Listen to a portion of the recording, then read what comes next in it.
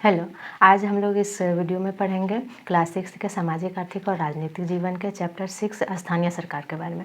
इसमें हम लोग जानेंगे गांव की स्थानीय सरकार, शहर की स्थानीय सरकार, फिर उनके कार्य, आय, भाग और सदस्य, उनके सदस्य किन किन नामों से जाने जाते हैं, उनके काम क्या होते हैं, आम सभाएँ क्या होती है, मतदाता सूची या वोटर लिस्ट जिसे बोला जाता है वो क्या होती है, आरक्षण व्यवस्था, हल्का कर्मचारी और हिंदू अधिनियम धारा 2005, इन सब टॉपिक्स को हम लोग देखने वाले हैं इसमें। तो सबसे पहले हम जानते हैं गांव की स्थानीय सरकार या गांव में जो सबसे सर्वोच्च संस्था होती है वहाँ की शासन व्यवस्था को देखने के लिए, उसके बारे में, उसे हम गांव के स्तर पर जो स्थानीय सरकार होती है उसे हम ग्राम पंचायत कहते हैं। ग्राम पंचायत या पंचायत जो होती है वो वहाँ की आबादी के आधार पर निर्धारित की जाती है।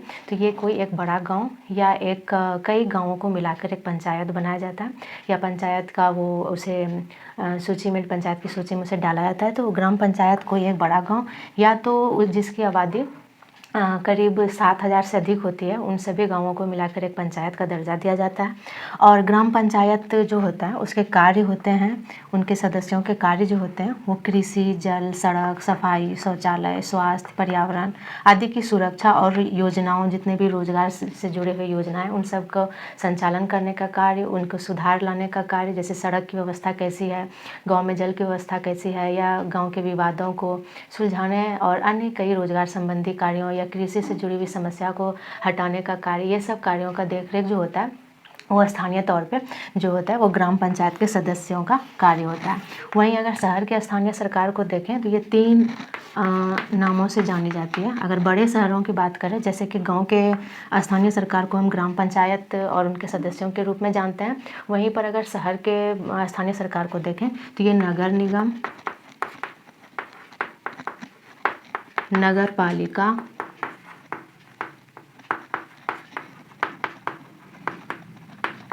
और नगर परिषद के रूप में जाने जाते हैं।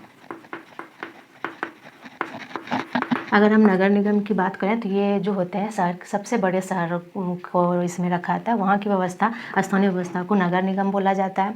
वहीं अगर मध्यम या मंझोले, जो कि बड़े नगरों से या शहरों से छोटे होते हैं, उसे मंझोले नगर शहरों की शासन व्यवस्था को नगर पालिका, और नगर परिषद जो होता है वो वैसे गाँवों को ही रख सकते हैं इसमें, जो कि अभी गाँव से शहर की ओर मतलब विकास कर रहा है, या एक विकसित गांव को इसमें डाल सकते हैं। तो ये होती है सबसे बड़े शहर की स्थानीय सरकार को हम नगर निगम बोलते हैं, और मध्यम शहर की स्थानीय सरकार को नगर पालिका। वहीं सबसे छोटे शहर या हम विकसित गांव बोल सकते हैं इसको, विकसित गांव के ही शासन व्यवस्था को नगर परिषद कहा जाता है। तो पंचायत, ग्राम पंचायत के तरह ही शहर के स्थानीय सरकार के अलग अलग नाम है। इसके अलावा अगर हम उनके कार्यों को देखें तो कार्य सबके वही होते हैं, वहाँ की सुरक्षा, स्वास्थ्य, जैसे कि ग्राम पंचायत की सड़क सुरक्षा या सड़क व्यवस्था, सफाई, शौचालय, स्वास्थ्य, पर्यावरण सुरक्षा, रोजगार से जुड़ी हुई समस्याओं को देखना, यही कार्य इनके भी होते हैं। तो कार्य इनका शहर के स्थानीय, या हम बोलें नगर पालिका या परिषद या निगम, इन सब का कार्य वही होता है। सुरक्षा का कार्य, सफाई का कार्य, सड़क व्यवस्था का कार्य, जल से जुड़ी हुई या अन्य कई सब, ये सब जुड़े हुए कार्य इनके देखरेख में ही किया जाता है। तो ये नगर निगम के कार्य हुए। और अगर हम इनके आय के स्रोत या बोलें कि इनको इन योजनाओं को चलाने के लिए जो राशि है या धन है, पैसे है, वो कहाँ से मिलते हैं, तो वो 2 तरीके से मिलते हैं, 2 स्रोतों से मिलते हैं, उसे हम आय के स्रोत कहेंगे। एक तो सरकार जो भी योजनाएं चलाती है, जैसे कि जल की व्यवस्था दी जाती है, या सड़क की व्यवस्था दी जाती है, या सफाई जो किया जाता है, या शौचालय की व्यवस्था, जल की व्यवस्था, इन सब जो सरकार द्वारा सुविधाएं दी जाती है उस पर कर लगाए जाते हैं, जिसे हम आम जनता को चुकाना पड़ता है। तो उन कर या टैक्स जिसे कहते हैं, उससे ही इनसे आय प्राप्त होता है, मतलब उसे धन प्राप्त होता है, और उसी धन से या उसी पैसे से फिर ये इन सब कार्यों को करने का काम करती है, जैसे सफाई का काम या अन्य सुरक्षा संबंधी कार्य। वहीं दूसरा होता है कि सरकार भी खुद से कई कार्यक्रमों को अपने से चलाती है, जैसे कि अगर हम देखें जल से जुड़े हुए या आवासीय सुविधाएं जो दी जाती है, आवासीय कार्यक्रम जो चलाए जाते हैं, उसके लिए पैसे सरकार खुद देती है। तो इन सब पैसों से दो स्रोत होते हैं, एक तो टैक्स के द्वारा और एक सरकार खुद उसे योजनाओं को चलाने के लिए देती है। तो इन दो स्रोतों से इन्हें आय प्राप्त होता है, धन प्राप्त होता है और फिर उससे वो समाज के लिए कार्य करती है। तो ये इनके कार्य हो गए। अब हम इनके सदस्यों को देखते हैं। इनके नगर निगम या नगर परिषद और ग्राम पंचायत के सदस्यों को देखते हैं हम लोग। ग्राम पंचायत जिसे कहते हैं, ये कई गांवों को मिलाकर एक पंचायत बनाया जाता है, जो कि अगर हम समझें तो फिर उस गांव, ये अगर ये पंचायत है, ये एक पंचायत है, इस पंचायत को फिर कई छोटे छोटे टुकड़ों में बांट दिया जाता है और उन टुकड़ों को बोला जाता है वार्ड। सभी एक पंचायत को कई वार्डों में बांट दिया जाता है। फिर हर एक वार्ड के जो वासी होते हैं या वहाँ के रहने वाले लोग होते हैं, एक व्यक्ति को प्रत्येक वार्ड से एक व्यक्ति को चुना जाता है, उसे बोला जाता है वार्ड सदस्य। इसको वहाँ की सुरक्षा या वहाँ से जुड़े हुए योजनाओं को देख रेख इन्हीं के अंदर में होता है, इन्हीं के अंदर में होता है। फिर पूरे पंचायत वोट देकर एक अपने प्रमुख या पंचायत जो होते हैं उसका प्रधान को चुनती है, जिसे मुखिया बोला जाता है। एक मुखिया चुना जाता है, एक वार्ड, और इन्हीं वार्डों में प्रत्येक वार्ड के जो वार्ड सदस्य होते हैं, उन्हीं में से एक वार्ड सदस्य को उप मुखिया के तौर पे चुना जाता है। ये होता है कोई एक वार्ड सदस्य, ये खुद से ही, इसे जनता वोट देकर चुनती है। वो एक किसी खास पंचायत के किसी एक खास वार्ड के अंदर में रहने वाले हैं, उसके अंदर ही रहने वाले नागरिकों द्वारा चुना जाता है वार्ड सदस्य। वहीं अगर मुखिया की बात करें तो पूरे पंचायत की जनता उसे वोट देकर के चुनती है मुखिया को। और वहीं पर वार्ड सदस्य में से एक मुखिया को, उप मुखिया को जो चुना जाता है, वो वार्ड सदस्य खुद में से सवाल रख के या वोट डाल करके उप मुखिया का चुनाव करती है। उप मुखिया जो होता है ये मुखिया की अनुपस्थिति में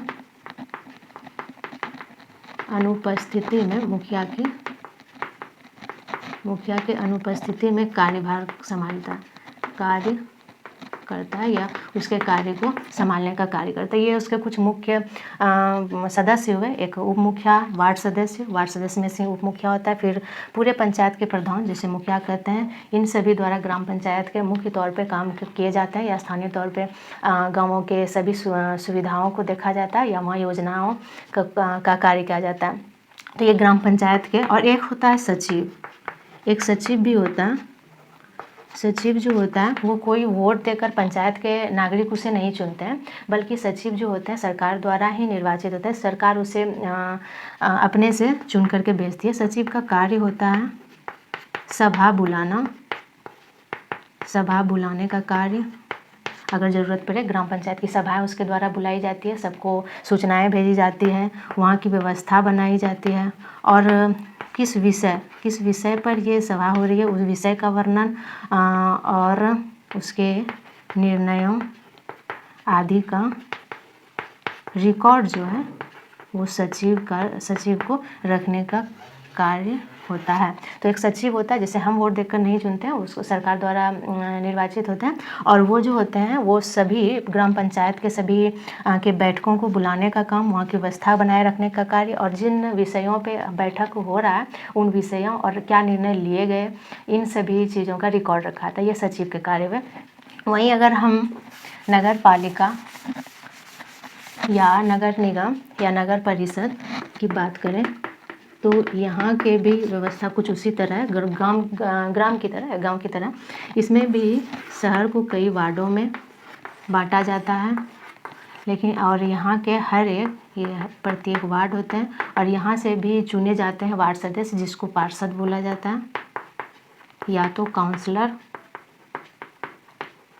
ये वहाँ के वार्ड सदस्य होते हैं और वहीं इन्हीं में से एक, जैसे कि वार्ड सदस्यों में से एक उप मुखिया का चुनाव होता है, वो खुद वार्ड सदस्य करते हैं। उन्हीं पार्षदों में से एक पार्षद महापौर के तौर पे, जिसे मेयर कहा भी जाता है, उन्हें चुना जाता है। ये दोनों निर्णय लेते हैं, वहाँ के समस्याओं को लेकर मीटिंग की जाती है, ये समय समय पर किया जाता है। उसके बाद कोई निर्णय लिया जाता है और इसके लिए गए फिर निर्णयों पे जो कार्य करने का काम होता है, कार्य संपादित या कार्य करने का काम, वो होता है कमिश्नर। कमिश्नर कार्य करता है, या जिसे हम आयुक्त भी कहते हैं। तो ये वहाँ की व्यवस्था है जो वहाँ की सुरक्षा, शहर की सुरक्षा या सड़क, जल आदि की सुविधाओं के और अन्य योजनाओं को चलाने का या उसको नियंत्रित करने का कार्य करते थे। ऐसे में हमने देखा शहर की स्थानीय सरकार और गांव की स्थानीय सरकार, उनके अलग अलग सदस्यों के बारे में। अब हम देखते हैं आम सभा। आम सभा जो होती है वो हर एक गाँव में की जाती है, ग्राम पंचायत के में। तो हम देखते हैं आम सभा क्या होती है। आम सभा जो होती है ये समय समय पर किसी भी समस्याओं को लेकर गांव में ग्रामवासियों द्वारा हर एक व्यक्ति जिसकी आयु 18 या 18 से अधिक है, वो सब एक जगह इकट्ठा होकर किसी भी गांव से जुड़े हुए समस्या पर विवाद करने के लिए और उससे जुड़े निर्णय लेने के लिए, समस्याओं को सुलझाने के लिए समय समय पर आम सभाएँ करते हैं। तो इसमें 18 या 18 से अधिक उम्र के सभी वयस्क जो होते हैं वो इकट्ठा होकर गांव की या ग्राम की समस्याओं पर विवाद करते हैं और उसका निर्णय लेते हैं। तो ये उनका कार्य होता है। आम सभाएं रखी जाती है ताकि जो भी गांव की समस्या है उन समस्याओं को सब मिल करके उसके एक सही निर्णय को लिया जाए, जिसमें सभी 18 या 18 साल से अधिक उम्र के सभी वयस्क लोग इकट्ठा होकर गांव की किसी भी समस्याओं पर विवाद करते हैं और जो सही निर्णय है उसको लेने का कार्य करते हैं। वहीं अगर हम मतदाता सूची की बात करें तो मतदाता सूची जो है उसे हम वोटर लिस्ट भी कहते हैं। मतदाता सूची को वोटर लिस्ट भी बोला जाता है। ये हर एक चुनाव के पहले, ये चुनाव के पहले मतदाताओं की तैयार की जाने वाली एक सूची या लिस्ट होती है।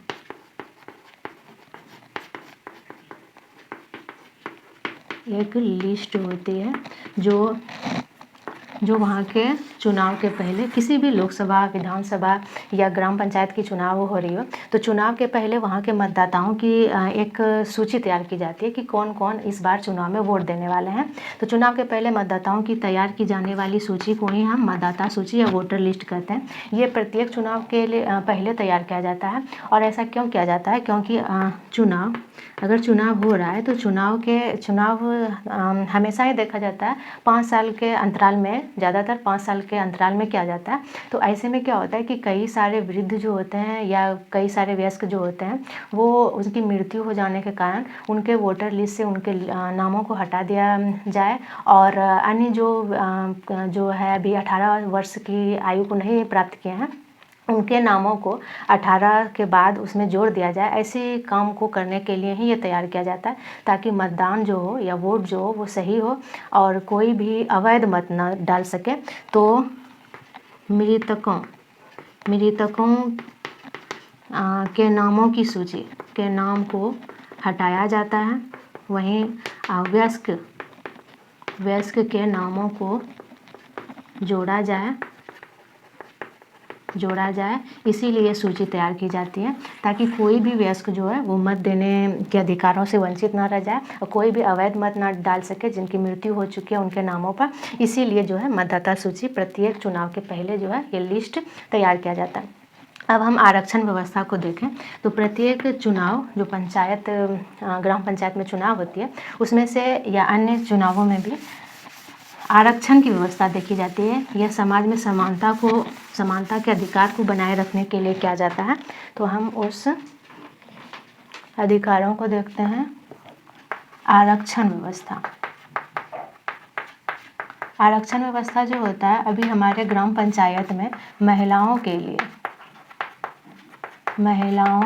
लिए ग्राम पंचायत के सीटों में 50% का आरक्षण दिया गया। इसमें से आरक्षण व्यवस्था के अंतर्गत हमारे सरकार जो है वो क्या करती है, असमानता को हटाए रखने का और समाज में समान अधिकार बने रहे, इसके लिए आरक्षण व्यवस्था करती है। तो वैसे में हम स्थानीय सरकार के अगर इसको सूची को देखें तो उसमें भी आरक्षण व्यवस्था दी जाती है। जैसे कि ग्राम पंचायत में महिलाओं की 50% जो है सीटें वो जो है आरक्षित की गई है, ताकि महिलाओं का जो है गाँव के शासन व्यवस्था में भी समान अधिकार मिल पाए और वो वहाँ की समस्याओं को सुलझाने में वो जुड़ पाए। तो यह है आरक्षण व्यवस्था। इसी के साथ ही आरक्षण व्यवस्था दलितों और जनजातियों के लिए भी होती है, लेकिन वो वहाँ की जनसंख्या को देखते हुए, जहाँ दलितों की संख्या अधिक है या जनजातियों की संख्या अधिक है, वहाँ जिला अधिकारियों द्वारा ये तय किया जाता है कि कितनी सीटें उसके लिए आरक्षित की जानी चाहिए। तो ये है आरक्षण व्यवस्था, जो समाज में समानता को बनाए रखने के लिए या शासन व्यवस्था में सभी वर्गों को समान अधिकार देने के लिए, ताकि कोई भी वर्ग जो है वो शासन व्यवस्था से वंचित ना रह सके और उसके जुड़े हुए समस्याओं को समझ सके और सुलझा सके, इसके लिए आरक्षण व्यवस्था की जाती है। अब हम देखते हैं हल्का कर्मचारी जो होता है वो गाँवों में हमेशा ही देखा जाता है कि जो कि इसका कार्य होता है, हल्का कर्मचारी के कई नाम होते हैं वैसे। इसे कहीं लेखापाल भी बोला जाता है, या कहीं पटवारी, या कहीं कानूनगो आदि कई नामों से जाना जाता है हल्का कर्मचारी को। इसका कार्य होता है जमीन को नापना तथा उसका रिकॉर्ड रखना।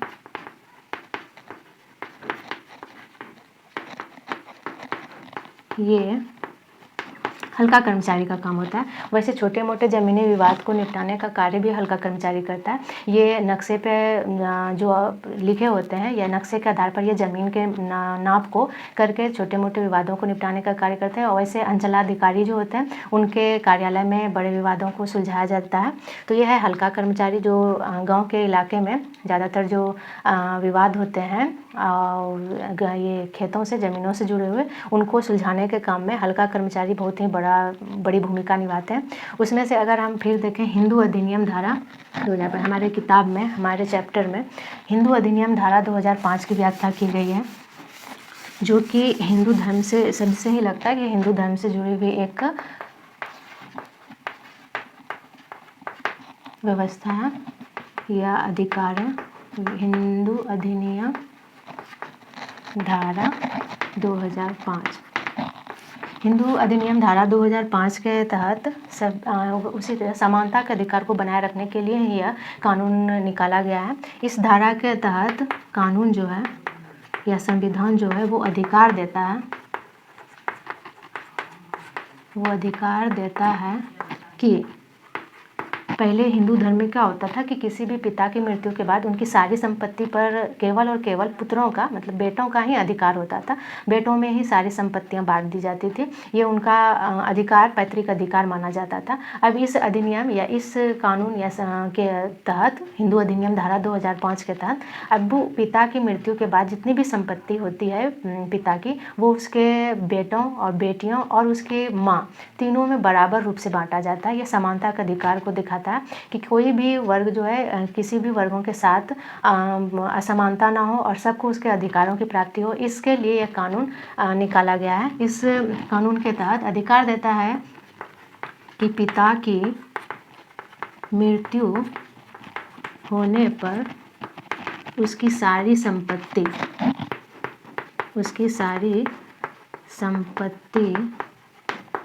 पर उसके पुत्रों, सभी पुत्रियों और पत्नी का बराबर अधिकार होगा।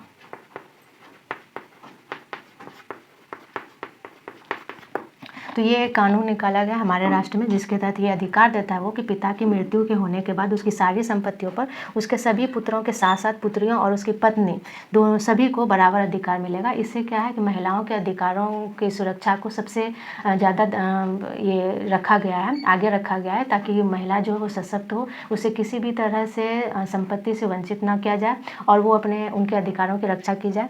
तो ये है एक हमारा हिंदू अधिनियम धारा 2005, जो कि पिता की संपत्ति को बेटा, बेटी और उसकी माँ तीनों में बराबर बराबर बांटती है। तो इस तरह से हमने देखा स्थानीय सरकार में गांव की स्थानीय सरकार और शहर की स्थानीय सरकार, इसके अलग अलग रूप, इसके भाग, इसके कार्य और इनके सदस्यों के नामों को। फिर मतदाता सूची को देखा कि मतदाता सूची प्रत्येक चुनाव के पहले तैयार की जाती है। आरक्षण व्यवस्था जो कि समाज में असमानता को हटाने के लिए की जाती है। और वहीं पर हल्का कर्मचारी जो हमारे यहाँ ज़मीनी विवादों को निपटाने में काफ़ी मददगार होता है। फिर हिंदू अधिनियम धारा 2005 को जाना हमने, जो कि अभी महिलाओं के अधिकारों की सुरक्षा के लिए सबसे बड़ा कदम है। इसमें से महिलाओं को उसके पैतृक संपत्ति में बराबर अधिकार दिया जाता है। तो इस तरह से हमने हमारे स्थानीय सरकार के चैप्टर में अपने कानूनों और सरकार के बारे में जाना। तो मिलते हैं अगले चैप्टर के साथ अगले वीडियो में।